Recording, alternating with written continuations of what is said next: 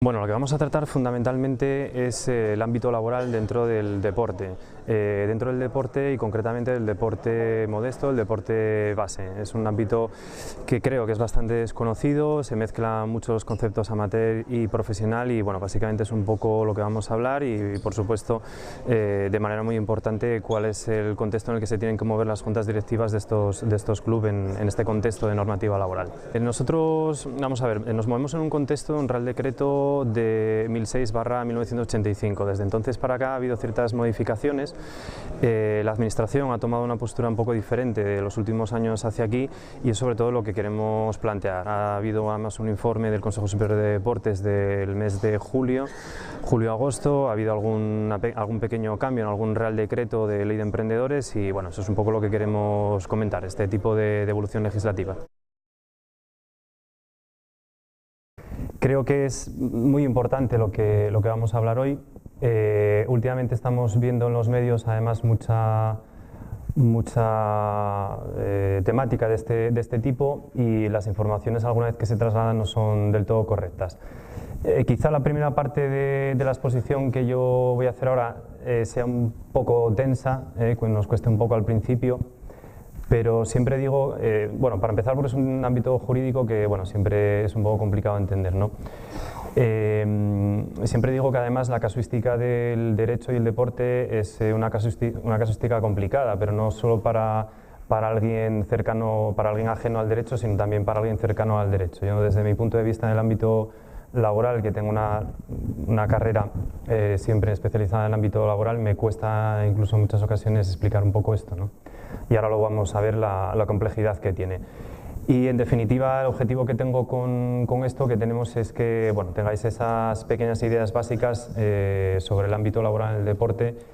Intentaremos desvirtuar afirmaciones y leyendas urbanas muy habituales en el ámbito del deporte, que reflexionaremos sobre ellas y trabajaremos sobre ellas. Luego ya posteriormente Javier os comentará un poco las cuestiones de responsabilidad civil sobre los miembros de las asociaciones, bueno, de los clubes deportivos en las juntas directivas. Vamos a empezar a hablar fundamentalmente de la complejidad que tiene los clubes deportivos, ya no solo en el ámbito laboral, sino en general en su gestión, la complejidad que tiene el verse frente a un conjunto de normas jurídicas de diferentes ramas. Eso genera que la gestión de los clubes sea cada vez más complicada, que esta gestión de los clubes requiere además cada vez más conocimiento y que genera por supuesto muchísima desorientación. Tenemos una diapositiva, yo creo que esta diapositiva viene a explicar de forma muy gráfica la situación en la que os encontráis, muchos de vosotros, ¿no? En este caso, pues bueno, vemos todos los ámbitos del derecho que emergen y que orbitan alrededor de nuestros clubes y esto es lo que hace que todo sea bastante complejo. Tenemos parte de derecho asociativo, pues todas las cuestiones relacionadas con las juntas directivas, asambleas, etcétera, pero nos requiere también a las personas que gestionamos clubes, pues nos requiere también tener conocimiento sobre el derecho laboral común, sobre el derecho laboral especial, derecho administrativo, derecho deportivo, normas federativas, ligas profesionales, asociaciones de deportistas profesionales. Nosotros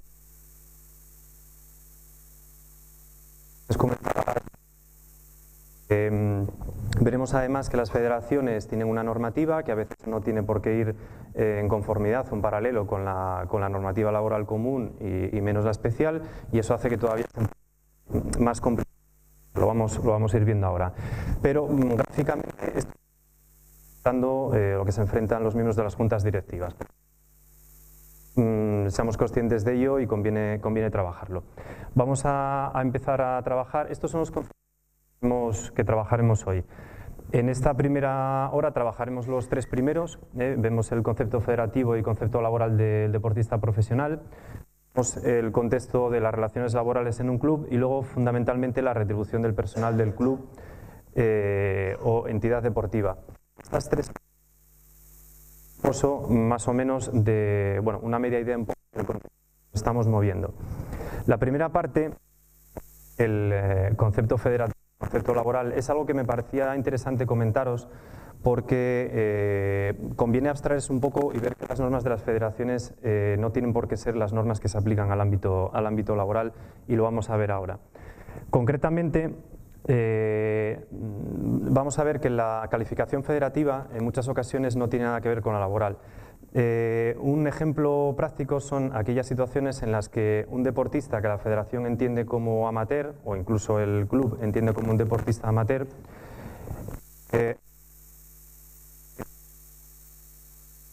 sí, es amateur. Eso jurisprudencia que nos ha venido matizando que las normas federativas no tienen por qué, no son vinculantes frente a los jueces en cuanto a las relaciones laborales. Hablaremos de la definición del deportista.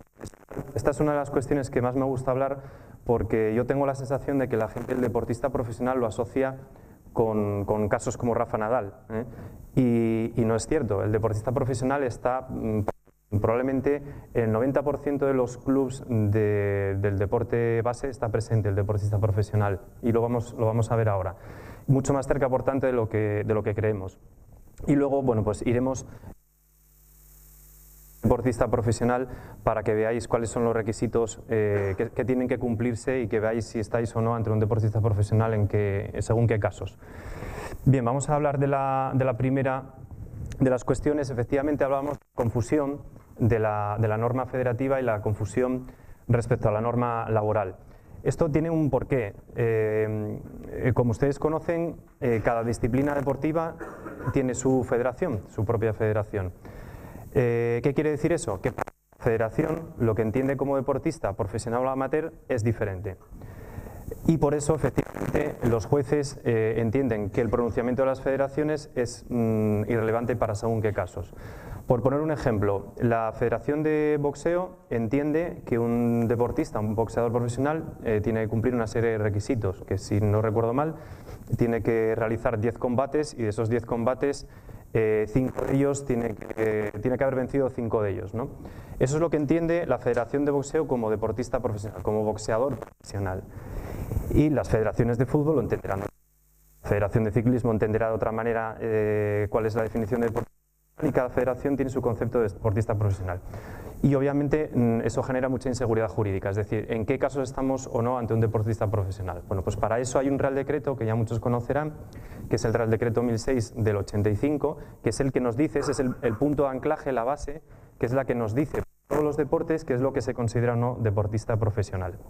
En este sentido, ya ha habido sentencias ya desde el año 23, más recientes del 2007, donde nos habla de este tipo de situaciones. Aquel deportista que la federación, luego posteriormente la relación laboral con el club es diferente. No es un ejemplo, pero sí podemos ver un caso deportista que se le aplica una serie de normas y su relación. Pondré ejemplos del fútbol, pero bueno, licencias tiene y por lo tanto más casuística, ¿no? ¿Se acordarán ustedes del caso de Pedro León? Este deportista profesional, trabajador, que pertenece a un club, presta servicios para el Getafe, es un deportista al que no se le permitía competir hasta hace muy poco, y concretamente no se le permitía competir por una asociación que es la Liga de Fútbol Profesional. Segunda división, estas dos competiciones, y han decidido en un momento dado que financieros ese club no puede contar con más deportistas, con más futbolistas, ¿no? Bien, en este caso, en el caso de Pedro León, no se le dejaba competir porque se suponía que por su ficha, y sin embargo federativamente la Real Federación Española de Fútbol sí posteriormente le daba la licencia para participar, ¿no? Si bien no es un buen ejemplo, esto nos llega a concluir varios aspectos. Uno, que como pueden ver, las normas de federación, de asociación, es decir, hay como varios organismos que orbitan alrededor del deporte y cada uno tiene sus pronunciamientos. Esto es lo que hace es que cuando veamos los medios de prensa uno se vuelve un poco loco, ¿no? Porque no sabes muy bien quién tiene la razón, por qué normativa hay que tirar, y es lo que hace que esto sea muy complejo, ¿no? En este caso se dan dos circunstancias: que la federación entendía que tenía que tener licencia para jugar al fútbol, desdiciendo a la Liga de Fútbol Profesional, y luego por otra parte era un trabajador, y es un trabajador, es decir, este deportista profesional prestaba servicios para el Getafe y tenía que seguir entrenando. En el caso de que no pudiera entrenar, pues obviamente este trabajador, este deportista, podría presentar una demanda en el juzgado para exigir su ocupación efectiva, es decir, que siguiera prestando servicios para este club. En este caso el Getafe no lo apartó, pero sí que hubo casos en los que el deportista fue apartado. Esto no puede ser ni debe ser porque la relación contractual sigue viva, con independencia de que le dieran ficha o no, ¿vale? Bueno, entonces ahí vamos viendo un poco para abrir la mente, vamos abstrayéndonos un poco y vemos las normativas que hay alrededor del deportista profesional. Bien, esto es lo que comentábamos antes, ¿no? Hay una sentencia concretamente de 2007 donde dice pues, la calificación de aficionado o amateur o profesional de un jugador hecha por federación o organismo competente no es vinculante a efectos jurídicos u organismos competentes. Entonces, ahí es donde vemos porque por un lado va la esfera deportiva y por otro lado va la esfera laboral y luego veremos un caso muy concreto. Bien, pasamos adelante y vamos a ver una de las cosas quizá más importantes de esta ponencia, que es ¿cuándo sabemos si estamos delante de un deportista profesional o no? Insisto que esto está presente en el 90% de los clubes de deporte base, es decir, que no es algo lejano, y ahora lo vamos a ir viendo. Se nos dice en el Real Decreto 1006, que, ojo, es de 1985, que es algo que además quiero recalcar, vengo escuchando desde hace tiempo para acá, que las obligaciones laborales en ámbitos deportivos, que la ley nueva, no hay ninguna ley nueva, ninguna. La que hay es del año 85. Entonces, que tengan claro ese tema. Hubo un informe, que luego comentaremos, de julio del Consejo Superior de Deportes, hubo una disposición adicional en una ley de emprendedores, pero bueno, muy poca cosa. La ley que hay, es decir, nuestro tablero en el que estamos jugando es del año 1985. Y desde entonces para acá es obligatorio lo que yo voy a comentar hoy. Bien, esta definición, que nos la da el Real Decreto 1006 del 85, la tenemos aquí. Dice que es deportista profesional el que voluntariamente, es el primer concepto que tenemos que tener claro, voluntariamente practica deporte. Hablaremos sobre este concepto de práctica del deporte. Dice por cuenta y dentro del ámbito de organización y dirección de un club, es decir, que le pongan unos horarios y demás. Y el último concepto y más importante, que es la retribución, ¿vale? Se tienen que dar todos estos conceptos para saber si estamos delante de un deportista profesional. Así por encima, si lo piensan, seguro que se darán cuenta que en sus clubs hay algún deportista profesional. Con que sean estos requisitos ya lo hay.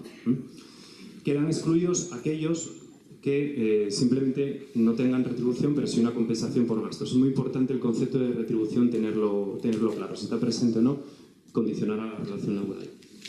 Pasamos. Bien, vamos a ir hablando de cada uno de los requisitos. La voluntariedad, bueno, obviamente la voluntariedad se presupone en la práctica deportiva. Bueno, esto es una pequeña reminiscencia de la práctica deportiva de personas que están en instituciones penitenciarias, que bueno, no viene al caso. La dedicación a la práctica deportiva. Aquí empezamos ya con alguna confusión y algún problemilla. Y con la práctica deportiva, ¿qué entendemos? En su día hubo bastante conflicto y bastante problema precisamente con los entrenadores. Bueno, Javier precisamente lo tenemos aquí como entrenador. Y se entendía que los entrenadores no eran deportistas profesionales porque no realizaban práctica deportiva. Se decía que, bueno, que daban instrucciones, pero no realizaban esa actividad deportiva. Por tanto, desde un inicio, hace años, esta figura dentro del ámbito del deporte quedaba excluida del deportista profesional. Pero vamos a, obviamente personal de limpieza y demás, servicios administrativos, aquí es donde vemos que hay una serie de actores dentro de nuestros clubs que tienen unas relaciones laborales diferentes. Pasamos entonces. Esta es la evolución, como pueden ver, desde el año 91. Ha venido evolucionando primero una primera sentencia del contencioso administrativo del 91 que decía que no se consideran deportistas profesionales porque decían que su obligación no es la de practicar deporte, sino la de adiestrar técnicas, planteamientos y demás.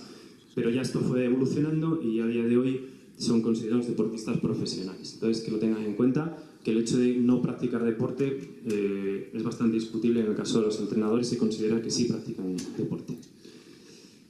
Pasamos. Bien, habitualidad o regularidad, bueno, es un concepto un poco más fácil de comprender. Bueno, las cuestiones de carácter puntual, de exhibiciones, cuestiones recreativas. Pues exhibiciones sí se puede ver más en algunos deportes, como puede ser boxeo, bádminton, deportes gimnasia rítmica, que últimamente son contratados quizá para dar un poco más de espectáculos por empresas privadas y demás. En principio no estaríamos ante un deportista profesional. Y luego ya, pues por cuenta y dentro del ámbito de la organización de alguien. Bueno, al igual que un trabajador, si trabaja por su cuenta es ser autónomo, si trabaja bajo la dirección bajo unas instrucciones, bajo una dirección que le indica cuándo son los entrenamientos, le indica cuándo son los horarios, la competición, etcétera, obviamente está bajo un ámbito organizativo. En principio estos conceptos no deberían tener ningún problema, quizá el más complicado es de la práctica deportiva, pero bueno, quedaría resuelto y estos no deberían plantear problemas. Pasamos entonces y vamos a... Bueno, los clubes deportivos, ¿qué entendemos por los clubes deportivos? Bueno, he hecho un pequeño resumen para tenerlo claro, ustedes lo tienen completamente claro, pero simplemente que se entiende por club deportivo, se entienden las sociedades anónimas deportivas y también los clubes deportivos elementales y básicos. Cuando habla la definición de club deportivo, serían estas tres figuras. En el caso de los clubes deportivos elementales, que son los constituidos para directa participación de sus miembros en alguna actividad, y luego en el caso de los clubes deportivos básicos, que son los más habituales de encontrar y son los del día a día, pues organización y administración propios que se constituyen para la promoción práctica y participación de los asociados. Bueno, pasamos entonces, aquí vemos la Sociedad Anónima Deportiva, que es esa tercera pata que se entiende por club deportivo. Bien, y pasamos a el concepto de retribución, y aquí es donde, digamos, esto tiene un poco más de chicha, ¿no? Donde da un poco más de sentido. Bueno, este concepto de retribución dice que bueno, lo que es consecuencia del carácter bilateral de la relación y la universidad, bueno, requisito que precisamente diferencia al deportista profesional y el aficionado. Por poner un ejemplo y por bueno, generar un poco de debate, hace unos años la jurisprudencia, el pronunciamiento de los jueces ha venido evolucionando. Se consideraba deportista profesional, seguro que les suena de algo, aquel que tuviera una retribución, pero que su retribución superara el mínimo del SMI, ¿no? Y se decía que, bueno, si no superaba el mínimo del SMI, que, bueno, aquella retribución que percibía en principio no tenía mayor relevancia. Bien, eso la jurisprudencia ha venido matizando y unificando de forma muy clara y ha dicho que cualquier tipo de retribución, sea la cantidad que sea, es retribución. Un ejemplo claro fue que fue la última sentencia que hay del Tribunal Supremo hace un par de años de un futbolista, vuelvo otra vez con el fútbol, que estaba en tercera división, competía en tercera división regional preferente, como pueden ver, un club modesto, se llama Ofigevi, se llama aquel club. Este futbolista tenía una retribución de unos 250 euros y esa retribución era ingresada por parte de los clubs mediante transferencia bancaria y en ella, del club, mediante transferencia bancaria, y en ella se ponía el concepto de nómina o salario o algo así. O de dietas, perdón, de dietas. Bueno, cuando el club en un momento dado, la relación contractual con este deportista se torció, este deportista acudió a los tribunales porque entendía que aquella relación no era una relación de amateur, sino una relación de deportista profesional. A partir de ahí, después de diferentes pronunciamientos judiciales, llegó al Tribunal Supremo y el Tribunal Supremo lo dejó muy claro. Cualquier tipo de retribución se considera deportista profesional. Y este futbolista que estaba en estas categorías de tercera división regional preferente se consideró un deportista profesional. Entonces, para que vean ustedes que cualquier deportista profesional, sea la retribución que sea, o cualquier deportista, no tiene por qué ser amateur, puede ser profesional. ¿Que cobra 100 euros? Puede ser profesional. ¿Qué era lo que decía aquella argumentación de la sentencia? Lo que decía es que, bueno, pues si cobra 250 euros, pues perfectamente compatible con un contrato a tiempo parcial como el que vemos por ahí de cualquier persona normal, ¿no? Este era un trabajador, digamos, que tenía unos horarios de entrenamiento y otros de competición. Pues muy bien, pues 250 euros que percibía y a partir de ahí se tendría que haber dado de alta en Seguridad Social, ¿vale? Entonces, con esto quiero desvirtuarles dos conceptos muy habituales y que generan mucha confusión. Uno, el hecho de estar en una categoría o en otra no conlleva que uno sea amateur o profesional. Si está en tercera división, puede ser profesional. Si está en preferente, puede ser profesional. Si está en la categoría más baja que haya, puede ser profesional, siempre y cuando tenga esa retribución. O sea, la categoría no tiene nada que ver con este tema, ¿de acuerdo? Bueno, vamos a seguir hablando de este concepto. Bueno, dicho esto, y por ver si vamos asimilando un poco los conceptos, yo les preguntaría si consideran que Rafa Nadal es un deportista profesional. ¿Qué me dirían a esta pregunta y después de ver un poco los conceptos que hemos visto? ¿Hay alguien que se anime? ¿O consideran un deportista profesional a Rafa Nadal? A ver, por aquí hay gente que dice que no. Alguno que diga que sí. ¿Quién nos decía que no, por ahí? No. No nos animamos, ¿no? Que no tiene contacto Rafa Nadal, ¿no? Correcto. Esa es la respuesta, efectivamente. En el caso de Rafa Nadal, como habéis visto, hay un requisito que no se cumple, que Rafa Nadal no pertenece a ningún club. Rafa Nadal, dicho vastamente, es autónomo. Y el objetivo que quiero hacer al que quiero llegar con este ejemplo es... Sí. Bueno, discreparía, pero bueno, ahora luego... Vale, sí. Bueno, hay un real decreto que sale en el listado de Rafa Nadal, de deportista de élite, y el que dice que es autónomo, pero bueno, vale, bien. Bueno, a lo que quiero llegar, más allá del ejemplo concreto y que la gente se abstraiga, es que el requisito que no cumple, o que hasta hoy yo pensaba que no cumplía, es que no pertenece a ningún club, y entonces por tanto no cumplía esa definición. Pero es que además, pasamos adelante, es que además Rafa Nadal es un deportista de alto rendimiento, y aquí es donde yo creo que tienen que ver gráficamente el contexto en el que nos movemos. Es decir, está el deportista amateur, el deportista profesional, que es el que hemos hablado ahora, y el deportista de alto rendimiento. Cuando vemos esos deportistas que salen tanto en la tele, ese es deportista, probablemente sea un deportista de alto rendimiento y no deportista profesional. Entonces, para que vean ustedes que el que sí está más cerca a nosotros es el profesional y un poco más lejos el de alto rendimiento. A este tipo de deportistas se le aplica un Real Decreto especial. Anualmente sale un listado de deportistas profesionales en un Real Decreto. En el caso de Rafa Nadal, pues sale habitualmente todos los años. Y bueno, pues este Real Decreto es el que nos dice esto, ¿no? Dice, los deportistas de alto nivel, dice, podrán solicitar su inclusión en el campo de aplicación en el régimen especial de seguridad social de trabajadores por cuenta propia o autónomos, ¿vale? Más allá del ejemplo de Nadal, bueno, que sepan que los deportistas de alto rendimiento se puede dar esta circunstancia, ¿vale? Vale, pasamos. Bien, este es el caso que comentábamos anteriormente. Se trata de una sentencia del año 2009 y concretamente la retribución que él percibiera de 230 euros. Era un poco menos todavía de lo que yo planteaba.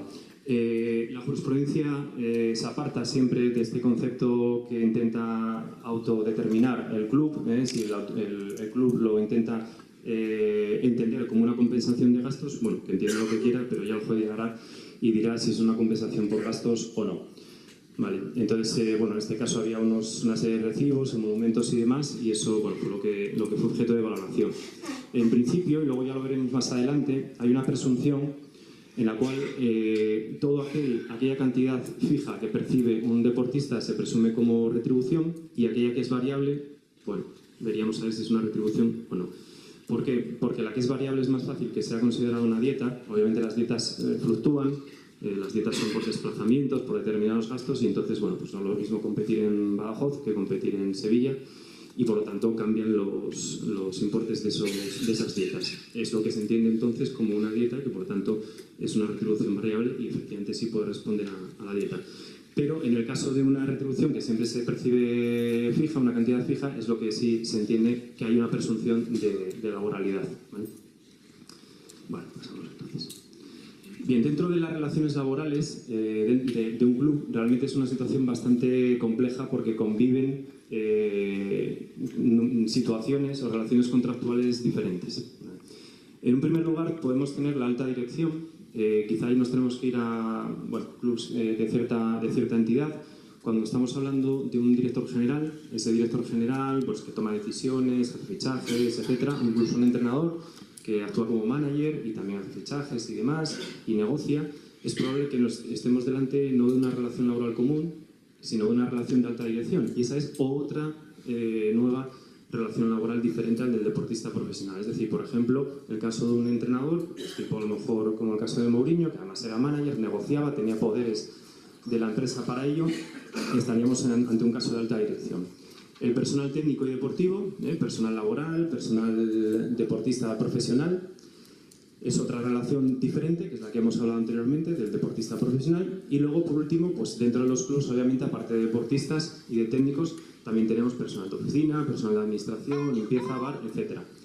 En este caso, estamos viendo 3 supuestos, y de esos 3 supuestos se aplicaría una normativa laboral diferente. Entonces, obviamente, a la hora de gestionar un club, esto lo hace bastante complejo.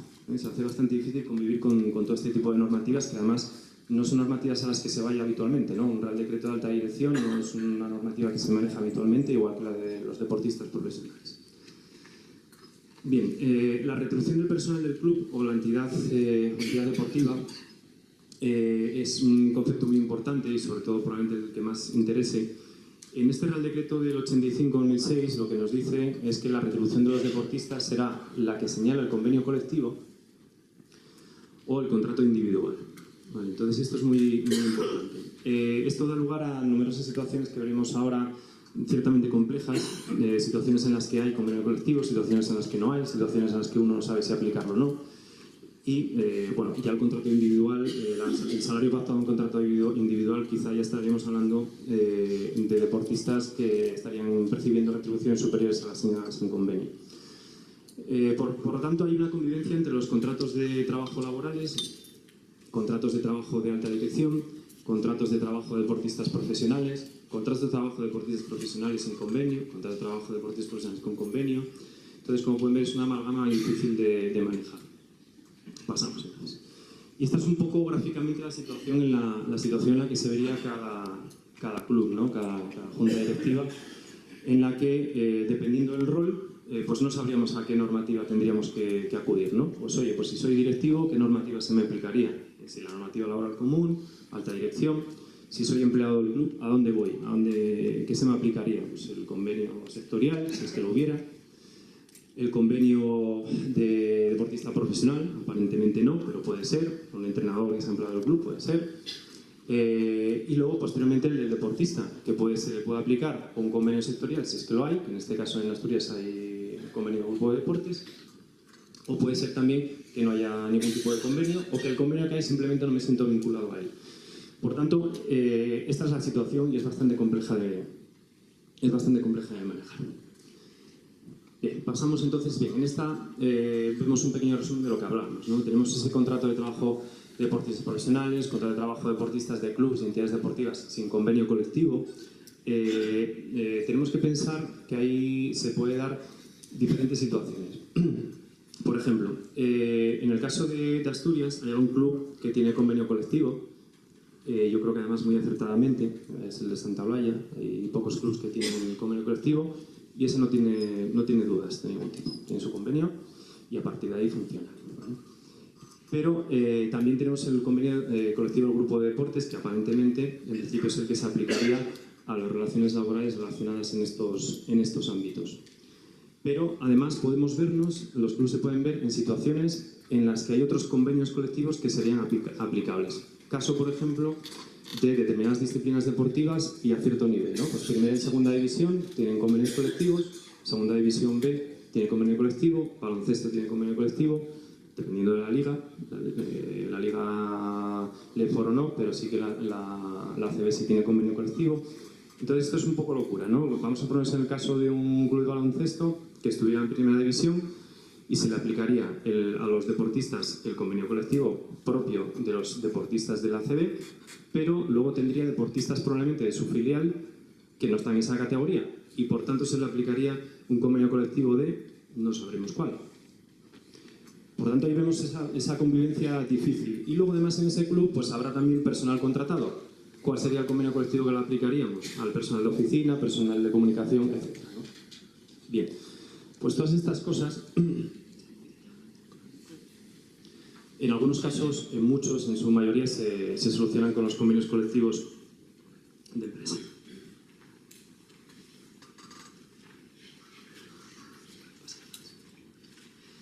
Bueno, estos son los convenios, por ejemplo, que se manejan en el ámbito deportivo, que como pueden ver, muchos de ellos, bueno, ya estamos hablando de un nivel importante, ¿no? En materia deportiva, pues balonmano profesional, bueno, buceo, tampoco aparentemente mete mucho ruido, pero tiene su propio convenio colectivo, baloncesto, liga femenina, baloncesto profesional, ciclismo profesional, fútbol, que está renovado de hace muy poco, el de fútbol de segunda división, que es del año 89 y es un poco antiguo, y también de fútbol sala. Estos más o menos un poco los convenios que se mueven en determinadas ligas. En principio las ligas top, digamos, de primera división, de competición, suelen tener casi todos sus propios convenios colectivos, ¿vale? Que están negociados con las asociaciones que gestionan esa competición, Liga de Fútbol Profesional, etc.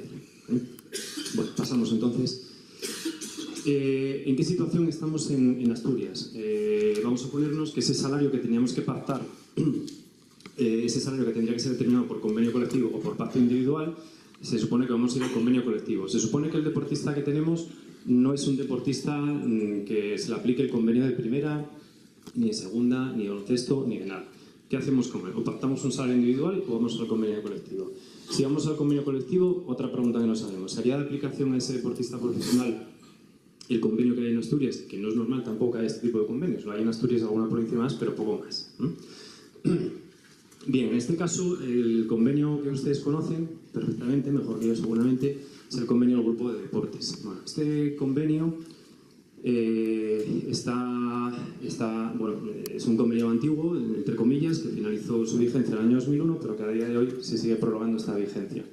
Este convenio colectivo se está negociando actualmente, la prórroga de este convenio colectivo. Bueno, pues como cualquier negociación hay posibles cesiones, hay posibles cuestiones que no está dispuesto a ceder y las negociaciones están bastante bloqueadas en la situación en la que actual, ¿vale? Ha habido reuniones a lo largo de todo este invierno, noviembre y diciembre, pero en la actualidad, no sé si hay alguien aquí que esté metido en la negociación que nos lo pueda decir, pero bueno, en la actualidad es totalmente bloqueado, no hay renovación del convenio, pero de momento, según la sentencia del Supremo, esto pervive, ¿vale? Con lo cual, en principio sería de aplicación a determinadas relaciones laborales. Sin embargo, es curioso en este convenio, quizás su redacción podría ser mejorada, por ejemplo, habla siempre de empresas, y curiosamente es un convenio que se aplica a clubs. Entonces, si yo leo su ámbito de aplicación, me generaría dudas, ¿no? Luego veremos un poco la definición, pero siempre se refiere a empresas. Bueno, la realidad es que hay que ser muy valiente para no aplicarlo en base a esta circunstancia, ¿no? Si en principio tenemos un club, aunque ponga empresas, debería de aplicarse. No obstante, yo sería partidario de, si las cosas se pueden hacer mejor, que se hagan y eliminar el concepto de empresas o mantenerlo, pero también poner el de clubes deportivos, sociedades anónimas, es decir, hacer una redacción un poco más apurada. Sin embargo, hay empresas, gimnasios y etcétera, incluso clubs, que no se sienten vinculados a este convenio colectivo, por diferentes razones. En primer lugar, porque no se sienten representados y por lo tanto no lo aplican, allá cada uno. Otros porque no se sienten representados por su actividad, en este caso de instalaciones deportivas, de gimnasios y demás, o días sí estuvieron en este convenio pero se salieron. Incluso también por la parte laboral, hay algún sindicato que discrepa también con la interpretación de este convenio. Es decir, es un convenio realmente conflictivo, que está bloqueado, es un convenio además con una relación laboral importante, con una protección importante, que a día de hoy probablemente no se pactaría en esas mismas condiciones. Por lo tanto, bueno, pues obviamente la parte social quiere mantener esos privilegios y bueno, en ello están con esas negociaciones. El convenio colectivo de instalaciones deportivas y gimnasios, digamos que sería un poco el homónimo a nivel nacional, sería el convenio colectivo a aplicar, ¿vale? Lo dice, quizá la definición es un poco más apurada, dice presente convenios de aplicación, regula las condiciones de trabajo en todas las empresas, no obstante vuelvo a hablar otra vez de empresas, cualquiera que sea su forma jurídica, puede ser una asociación o no. Bueno, este sería el convenio a aplicar, además está renovado desde hace muy poco. Bueno, pasamos entonces. Este es el convenio de deportes. Bueno, me parecía, seguro que ustedes lo conocen perfectamente, pero bueno, me parecía oportuno comentar, o por lo menos trasladarles cuáles son las tablas salariales. Si nosotros tuviéramos un club y quisiéramos regularizar las relaciones laborales de las personas que pertenecen a ese club, habría que aplicar estas tablas salariales. Bueno, por hacernos una idea, un gerente de nivel A estaría percibiendo una retribución, por si no lo ven, de 48.436 euros. Bueno, solo prorrateamos en 12 meses y sale una retribución importante. Es un convenio que además tiene 4 pagas extraordinarias. Pero si vamos, por ejemplo, al caso de, creo que son socorristas, que estaría aquí en nivel 4, tendríamos una retribución de 20.409 euros, una retribución anual. Bueno, sería una retribución mensual de 1.275, no, sería además, si hacemos el prorrateo de las pagas extraordinarias, estaríamos hablando de que un socorrista andaría cerca de los 1.500, 1.600 euros mensuales, ¿vale? Con las 4 pagas. Nada, simplemente que tengan una idea de cómo está la tabla salarial del grupo de deportes, que a día de hoy en principio sigue siendo aplicable y que, bueno, en principio yo pues, no voy a entrar a valorar si es mucho o poco, es lo que hay. Lo que quería simplemente era trasladarles en qué niveles salariales tendrían que estar ustedes aplicando cuando intenten regularizar, si no lo han hecho ya, pues que tengan en cuenta que estos son los salarios en los que nos moveríamos. Aplicaríamos más o menos jornada, eso ya dependiendo de la situación y necesidad de la realidad de cada trabajador, pero esto es lo que hay. Bueno, pasamos entonces. Bueno, esto es lo que hay, pero a esto hay que añadirle obviamente más cosas, que es la parte de seguridad social, ¿no? Bueno, en este caso, más o menos el 35%, como cualquier empresa, es lo que tendríamos que abonar de seguridad social, más o menos, el 35% aproximadamente. ¿Esto qué conllevaría? Pues que en el caso de un deportista, de un entrenador, si aplicásemos el salario según convenio, un salario de 20.000 euros, tendríamos que añadir un coste más de 7.140. Es decir, el coste para el club sería de 27.553 euros de un entrenador. Si optamos por pasar de aplicar el convenio de deportes y decidimos tirar por la línea del medio, aplicamos el salario según el salario mínimo interprofesional, eso vaya cada uno, ese es el coste que está previsto, ¿vale? Hay una diferencia importante, 9.000 euros a Seguridad Social 3.178, pero bueno, que la tengan presente que es un coste importante. No obstante, a cada caso tendrá que aplicar lo que le parezca conveniente. Esto para deportistas, pero bueno, luego tenemos también que tener en cuenta, antes hablábamos que las relaciones laborales de un club son relaciones laborales de distinto tipo, ¿no? El del deportista, también el de que pinta la línea de cal, el del bar, etcétera, ¿no? El que perciba retribución, el que es voluntario, nada.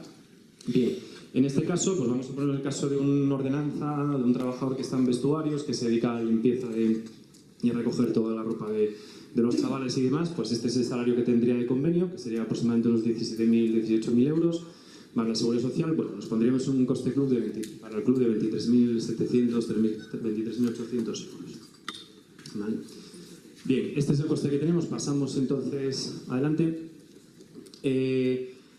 La cosa es que seguramente que muchos habrán pensado, ¿y si no aplico yo el convenio colectivo? Porque a lo mejor me parece que la retribución es un poco alta. O sea, ¿me tengo que sentir vinculado al convenio colectivo? En principio sí. En principio sí. Hay que estar, en principio hay que aplicar esas tablas salariales. ¿Cuáles serían las vías? Yo esto lo planteo porque se nos pregunta habitualmente, ¿cuáles serían las vías para no aplicar este convenio colectivo? Como así ya ha sucedido con diferentes clubes.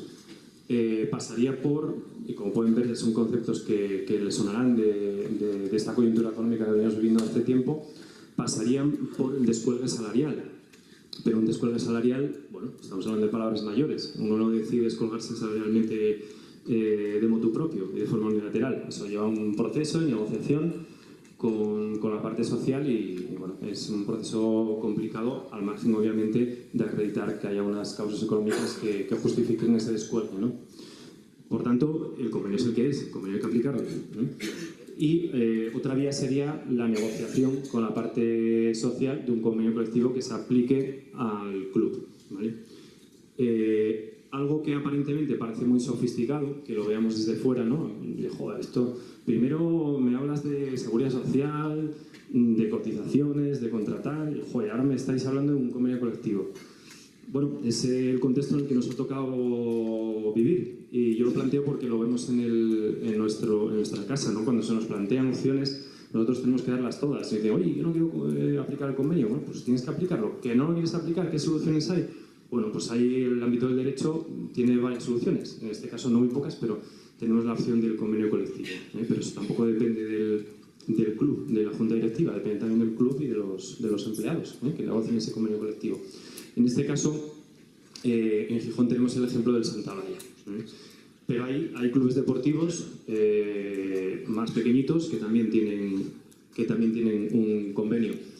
Tengo que decir que quede muy claro que el convenio solo se puede hacer en aquellos clubes que tengan más de 6 empleados. Y a partir de ahí que los empleados elijan un delegado personal, etc. Es decir, un convenio hay que negociarlo con alguien, no se lo puede aplicar uno mismo. En el ámbito del deporte hay convenios, aparte del convenio de Santa Olalla hay convenios, seguramente que les sorprenda, vamos a ver algunos, para que vean un poco lo que se mueve, Javi. Bueno, pasamos, vamos a pasar un poco, luego volvemos atrás. Vale, atrás, vale. Bueno, estos son un poco los convenios que hay en el ámbito deportivo. Pues como pueden ver, hay convenios del Real Club de Automóvil de España, convenio colectivo del Club Deportivo Juventud de Calahorra, Deportivo Santa Eulalia de Sevilla, hay un poco de todo, natación, Santa Eulalia. Cáceres de disciplinas deportivas de todo tipo, eso en cuanto a los clubs. Pero hablábamos antes también que las sociedades anónimas deportivas también tienen convenios, ¿no? Pues en este caso el Rayo Vallecano pues tiene el convenio, Valencia, Atlético de Madrid e incluso federaciones. Hay federaciones que tienen convenio colectivo, en este caso la Manchega de fútbol, Castilla y León de fútbol, etc. Por tanto, quería poner este ejemplo para que vean que no está tan lejos el tema del convenio colectivo del ámbito deportivo. Vale. Vuelven atrás, que nos pasamos dos cosillas. Vale. Bueno, este es el convenio de deportes. Quería llamarles la atención, bueno, sobre todo que les quede claro un poco a quién se aplica, ¿no? Este es el ámbito de aplicación que aparece en el convenio. Dice que se aplica a todas estas disciplinas deportivas.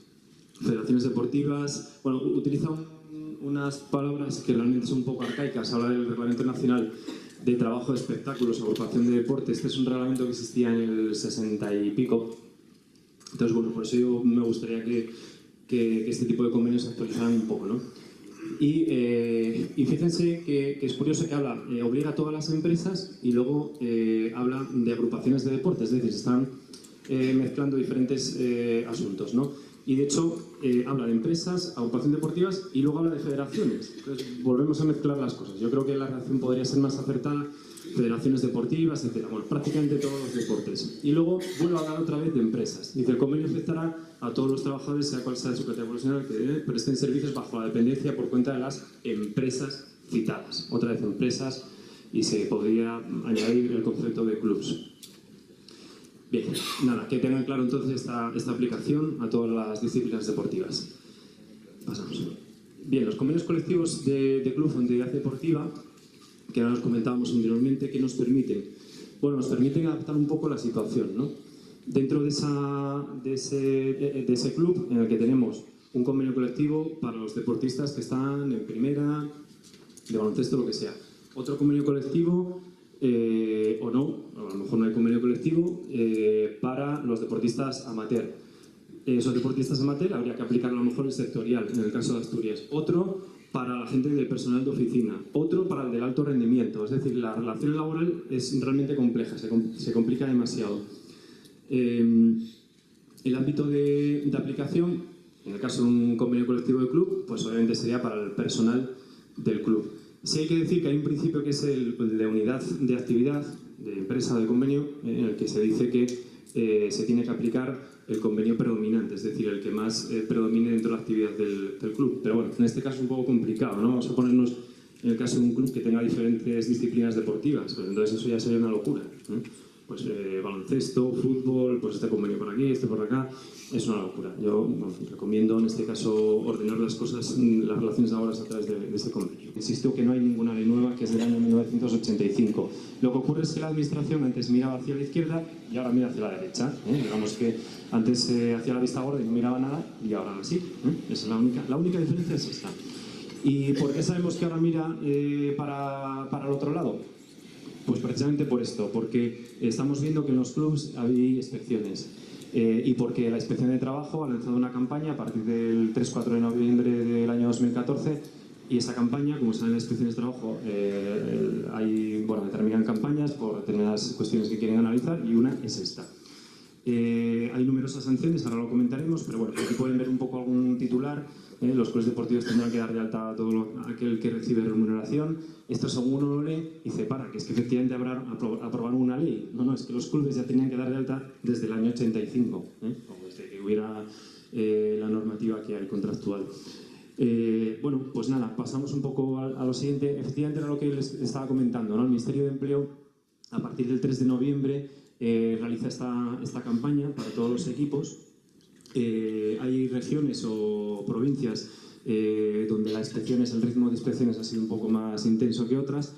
Pero a la hora de inspeccionar un club, las sanciones que pueda haber por un empleo irregular son muy importantes. Yo simplemente dejo ahí una pequeña cantidad para que se haga una idea. Dice que sanciones que pueden oscilar desde 626 a 6.250 euros por trabajador no dado de alta, entrenadores, monitores y jugadores. Aquí da igual si es deportista profesional o no, simplemente si es una persona que trabaje en el club y tiene una retribución, pues bueno, sea deportista profesional o sea una relación laboral común, tendrá que estar dado de alta, ¿vale? Muchas veces, yo creo que alguna vez me lo plantearon, me decían, bueno, pero yo en principio estoy tranquilo porque, bueno, si no tengo inspecciones, libro. Hay que tener en cuenta, y también es muy manido la reflexión sobre, joder, pues ahora la administración, claro, lo que quiere es recaudar, ¿no? Bien, ojo, la administración quiere recaudar, pero es que hay una parte que no tenemos en cuenta, que es que los deportistas también quieren estar protegidos, ¿eh? No nos olvidemos de este pequeño detalle, porque hay muchos deportistas que efectivamente tienen que transigir con relaciones laborales muy precarias, ¿eh? Y esa es una parte también interesada en que las cosas cambien. Estos deportistas profesionales, en su mayoría, o deportistas en general, bueno, no plantean ningún inconveniente hasta que lo plantean, ¿eh? Con lo cual, nuestra situación de inspección de trabajo puede venir o por la inspección o porque alguien nos denuncia. Y uno dirá, joder, ¿por qué me va a denunciar, no? Yo que le ofrezco competir aquí y le doy un chándal y tal, ¿no? Bueno, pues en principio, probablemente a lo mejor nadie, ¿no? Porque entra dentro de una relación bastante benévola, amistosa y, bueno, al final la parte del deporte quizá no está tan crispada como puede ser en un ámbito empresarial. Pero las cosas a veces se tuercen. Y ya no lo de torcer porque uno se enfade con el presidente, enfádeme con el presi y a partir de ahora voy a demandar. No, a veces las cosas se tuercen porque el que se tuerce es un tobillo, a lo mejor, o tenemos un esguince.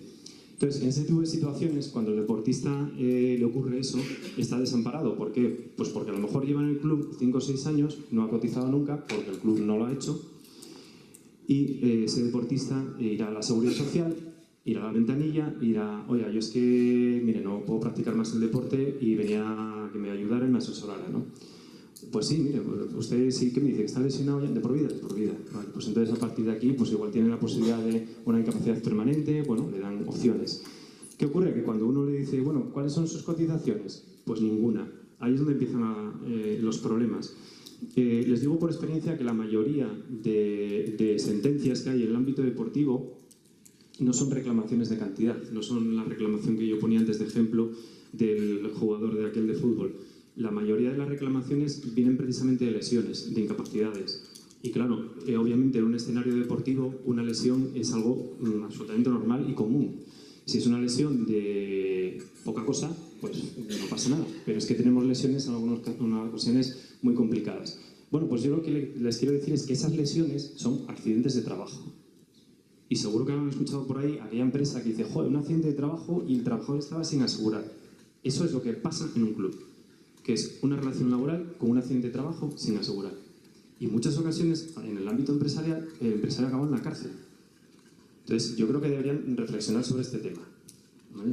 Entonces, la mayoría de esas sentencias que hay son de incapacidades. ¿Por qué? Porque el trabajador pues llega a su casa y joder, pues ahora no voy a tener que jugar, ¿no? Y llega en casa, joder, pues, oye, pues yo creo que igual tienes que demandar, porque claro, ahora si te quedas así toda la vida, no, hombre, ¿cómo no los voy a demandar? Ya, pero es que te quedas así toda la vida, pues entonces igual sí tengo que demandar, y demandan. Y hay muchos casos de este tipo, muchos, hay mucha jurisprudencia, hay casos muy famosos que no voy a comentar, pero hay futbolistas profesionales y deportistas profesionales que han acabado en estas situaciones con lesiones importantes. Entonces, en esas situaciones, ¿qué pasa? Que el deportista profesional tiende a denunciar, ¿para qué? Para obtener la protección del sistema, es decir, las cotizaciones. Tener esas cotizaciones no de ayer ni antes de ayer, tiene la posibilidad de 4 años para atrás. Y ahí es donde un club puede tener un problema bastante serio, ¿vale? Entonces, que tengan en cuenta ese escenario. No solo es un escenario de denuncia de inspección de trabajo, de que, joder, me ha tocado, vaya mala suerte. No, es que puede haber lesiones y esas lesiones son accidentes de trabajo y eso puede generar un problema jurídico muy importante, ¿vale? Bien, entonces pasamos para adelante. En el año 2013, fíjense qué curioso, yo creo que hay una pérdida de sensibilidad importante con el mundo deportivo. La Ley 14/2013 incluye una disposición adicional, 16ª, que dice actividad desarrollada en clubes y entidades deportivas sin ánimo de lucro. Pero fíjense qué curioso que el contexto está aprobado en una ley que se llama de apoyo a los emprendedores y su internalización, que nada tiene que ver en principio con el ámbito deportivo. Pero bueno, se mete por ahí, en una disposición adicional. Difícil enterarse de esto, ¿no? Porque está metido en un contexto que no tiene nada que ver. En aquel momento, que era el 27 de septiembre, se dijo en esa disposición adicional, vamos a dar 4 meses para estudiar cuál es la situación de los clubes deportivos en materia laboral. Esto viene incentivado por la Inspección de Trabajo, por el Ministerio de Trabajo y demás. ¿Por qué? Porque, bueno, efectivamente entendían que las relaciones laborales con los clubes eran relaciones laborales que habría que tratar con cierta diferencia, singularidad, frente a una actividad mercantil que obtiene un beneficio, ¿no? Aparentemente los clubes no obtienen beneficio, con lo cual habría que tratarlo de otra manera.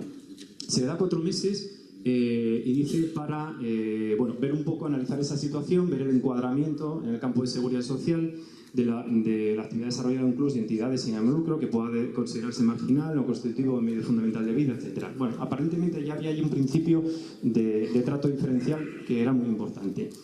¿En qué derivó esto? Ese informe, que el 27 de septiembre se preveía hacer en 4 meses, bueno, obviamente la administración va a su ritmo y en 4 meses no estaba, salió en julio del año pasado, en julio, finales de julio, agosto del año pasado, que fue unos días antes de la primera jornada que nosotros dimos en Llanera. Ese es el informe a través del cual han venido saliendo noticias en los medios, muchas de las que habían ahí, y yo creo que es otra cuestión más que es la que confunde a la gente y piensa que hay una ley nueva y tal, ¿no? Pues de ahí viene un poco ese informe. Y ahora lo comentaremos este informe. Vamos a pasar. Este primer trabajo, julio de 2014, en ese informe están reunidos Consejo Superior de Deportes, Inspección de Trabajo, Ministerio de Trabajo, Tesorería, más o menos un poco los órganos que estaban aquí, ¿no? Llegan 2 conclusiones para mí muy decepcionantes y que realmente no aportan nada. Se dieron cuenta que efectivamente la situación es complicada, que los clubes tienen ciertas singularidades, pero en realidad tampoco proponen alternativas. Dice 2 conclusiones fundamentales. Dice, propuesta de regularizar la relación laboral de los trabajadores de clubes y asociaciones deportivas sin ánimo de lucro mediante un contrato a tiempo parcial.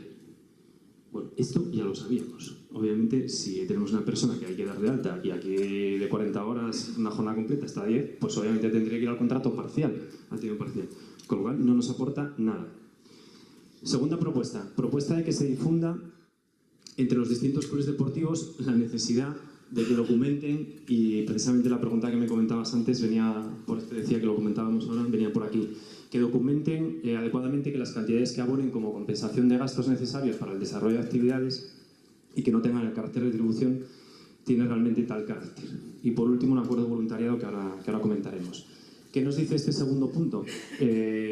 Nos dice que se difunda, es decir, que se diga a todos los clubes y entidades deportivas que si se pagan dietas, se documenten, ¿vale? Entonces, con esto hay que ser muy celoso, porque luego, posteriormente, lo que nos dice la Inspección de Trabajo es que hay una presunción que en el caso de que no esté documentado es retribución. Es decir, nos vale más tenerlo documentado y bien justificado esas dietas, porque si no, y respondiendo a la pregunta que tú decías antes, creo que la opción que estáis tomando es muy, muy adecuada y es la que precisamente decía el informe del Consejo Superior de Deportes, ¿no? Documenten ustedes cuáles son las dietas que se van a abonar a los deportistas, empleados, lo que sea.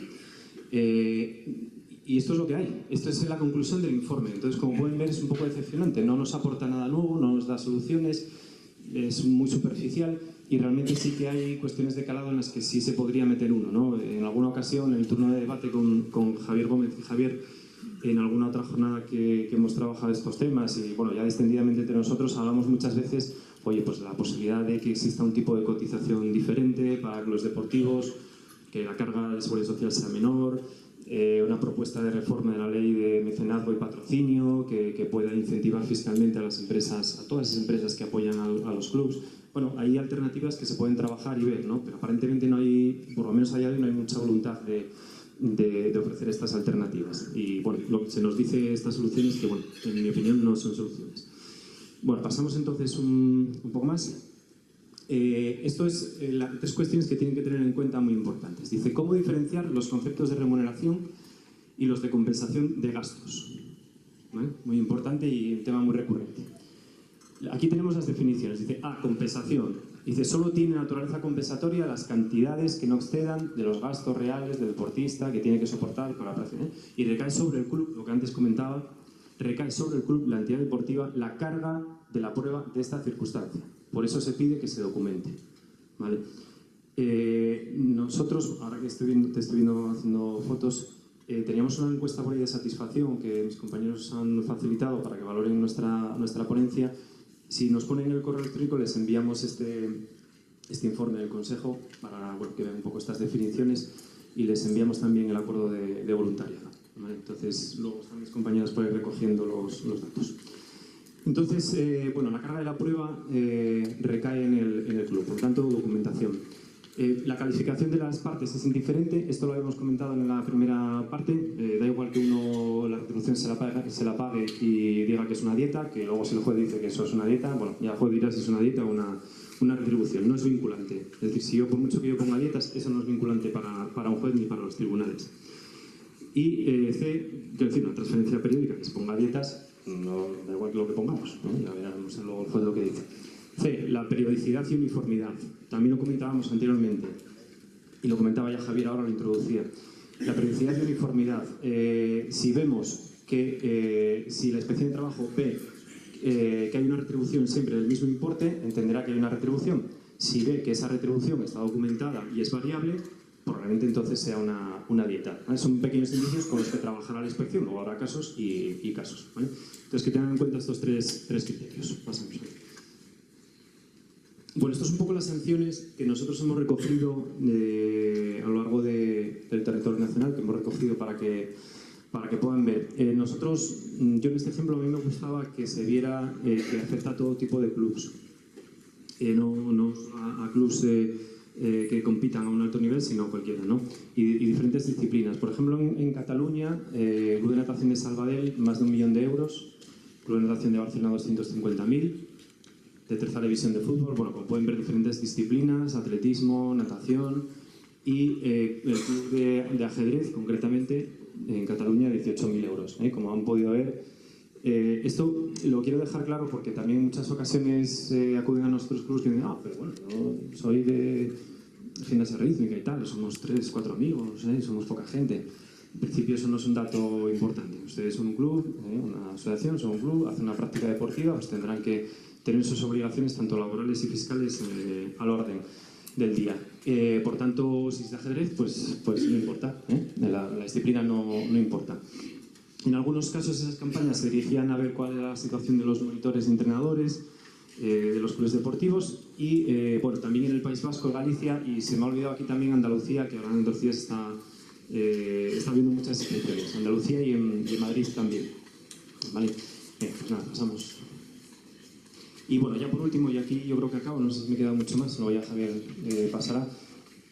Nada, simplemente comentarles este acuerdo de incorporación. Esta es otra pequeña cosilla nueva que apareció en noviembre, a mitad de noviembre, el Consejo Superior de Deportes. Bueno, en aquel informe de julio del año 2014 se decía el acuerdo de voluntariado, ¿no? Aquellas 3 cuestiones que comentábamos. Vale, pues el acuerdo de voluntariado nos comprometemos a dentro de unos meses sacar un modelo para que ustedes utilicen. Ese modelo salió, lo publicó el Consejo Superior de Deportes a mitad de noviembre. Y pasamos. Y conlleva diferentes cuestiones. Ese modelo nosotros se lo pasamos, si quieren, si nos dejan en el correo electrónico, les pasamos el modelo. Tampoco es que tenga mucha ciencia, la verdad es que el modelo lo puede hacer cualquier persona con 3 o 4 cuestiones que recoja y tampoco tiene mucha complejidad, pero bueno, es el publicado por el Consejo Superior de Deportes. ¿Qué nos dice este modelo? Pues nos habla de que se identifique cuáles son los fines del club, conocimiento de la inexistencia de remuneración, es decir, textualmente hay un texto en el que usted conoce que no recibe ningún tipo de remuneración, lo recoge, textualmente hay que concretarlo así, subrayarlo. Determinación de las funciones a desarrollar del voluntario, qué funciones va a desarrollar. Esto a mí me llama mucho la atención, hay que poner persona responsable del proyecto. Yo creo que esto es un ejemplo ya, bueno, es una opinión personal mía, es un ejemplo de la falta de implicación en las cuestiones del deporte. Yo creo que esto es una especie de corte y pega que se ha colado por ahí, que no tenía nada que ver con el ámbito del deporte, porque bueno, este responsable del proyecto, bueno, habrá proyectos en determinadas entidades deportivas, pero bueno, yo creo que es un concepto, un término un poco ajeno al ámbito deportivo, pero bueno, lo pone personal responsable del proyecto. Entonces, no sabríamos, yo no sabría decirles a qué quiere decir eso, ¿no? Pero bueno, simplemente un personal responsable, un gerente, lo que sea, nos valdría. Preaviso de 15 días en el caso de dimisión, es decir, el voluntario tendría que darse preaviso de 15 días. Nosotros como club, 24 o 48 horas, podríamos decirle que no vuelva más. No hay preaviso. Comunicación de la extinción por parte del club del CS por escrito. Ahí no hay preaviso de ningún tipo, de un día para otro se hace. Y dos cuestiones muy importantes, estas dos últimas, que yo voy a dejar así un poco por encima y luego ya Javier, mi compañero, las matizará. Obligación de suscripción de un seguro de accidente y enfermedad, esto ya lo había, porque el voluntariado se rige por una normativa específica, que es concretamente una ley de voluntariado, y la retribución que va a haber por gastos. Hombre, esto es un poco complicado. Es decir, hacer un contrato a fecha hoy para una temporada entera, concretar cuáles son los gastos, es difícil. Yo lo que les quiero trasladar es que no lo cuantifiquen. Que no lo cuantifiquen porque obviamente es muy complicado. Simplemente que dejen unas líneas generales de cuáles son las dietas que va a cobrar esa persona, ¿no? Oye, pues habitualmente, se escribe ahí, habitualmente se trata de una persona que va a estar por todo el territorio nacional, con esta serie de distancias, kilómetros, bueno, que se dejen unos principios generales, no nos volvamos locos, no es necesario tampoco cuantificar. Bueno, si tenemos el dato cuantificable, genial, pero pues, yo creo que es imposible tenerlo. Bueno, y nos dicen más cosas, pasamos, Javi, nos dicen más cosas. Yo creo que estas son dos novedades que quiero que tengan en cuenta, que se incorporan más todavía cuestiones a saber en este informe del Consejo Superior de Deportes y que aparecen en ese acuerdo, que es la acreditación identificativa de los voluntarios y la llevanza de un libro o un registro de altas y bajas de ese personal voluntario. Acreditación identificativa, bueno, pues procurar tener una fotocopia del DNI de esa persona, de ese voluntario, y tener una ficha, bueno, un registro de altas y bajas de esos voluntarios, ¿vale? Son dos obligaciones que nos incorporan y que yo creo que también ha pasado un poco desapercibido, que nos ha comentado por ahí que hay que tener, ¿vale? Y yo creo, no sé si tenemos más por ahí. No. Bueno, en principio yo mi parte ya he terminado, creo que además ha sido bastante tensa, hay temas importantes que quería trasladarles en el día de hoy, que había que trabajar sobre ellos, sé que son, como antes decía Javier, son complicados, no somos nosotros los hombres de negro, pero sí los que nos han encargado que les transmitamos esta información, que es un poco desagradable.